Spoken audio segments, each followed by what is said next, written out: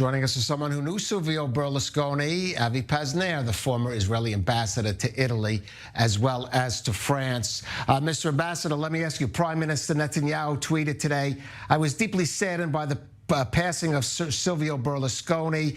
Silvio was a great friend of Israel and stood by us at all times. Rest in peace, my friend." Fair statement? Absolutely fair statement. I think that Berlusconi was not only a great friend of Israel, but Berlusconi also changed the traditional Italian policy towards Israel of the 70s and the 80s, of the governments of Bettino Craxi, Andreotti, etc., which were rather pro-Palestinian, pro-Arab, into a pro-Israel policy, starting from the time he became prime minister in '94, then only for 8 months. But in 2001, when he became prime minister for 8 years, he absolutely changed, until today, Calev, until today, changed the approach of Italy to the problem of the Middle East.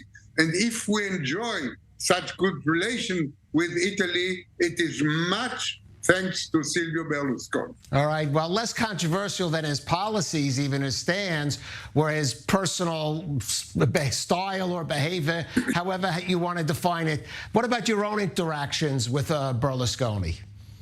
I must say I was a close personal friend of Berlusconi. I knew him in '92 when I became ambassador to Italy.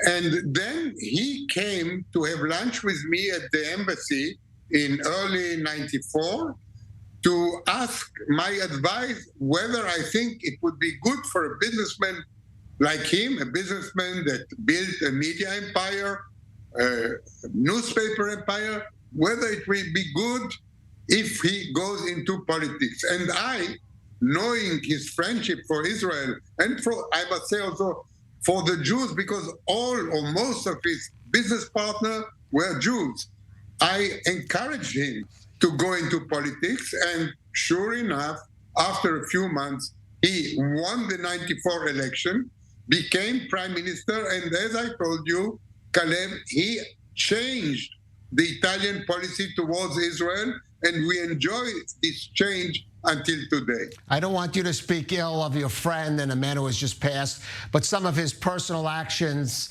perhaps not fitting of a national leader, though these days, who's to say? You know, he had many trials, Calev. He had, I think, 15 years of trial on corruption and on other charges, and he was acquitted from all of them. He, at the end of the process, after being convicted and after appealing and being convicted again and at the end, after 15 years, the courts of justice of Italy absolved him completely of any wrongdoing. So I do not know exactly about his personal behavior. It is not the business of an ambassador of Israel. I just know the man.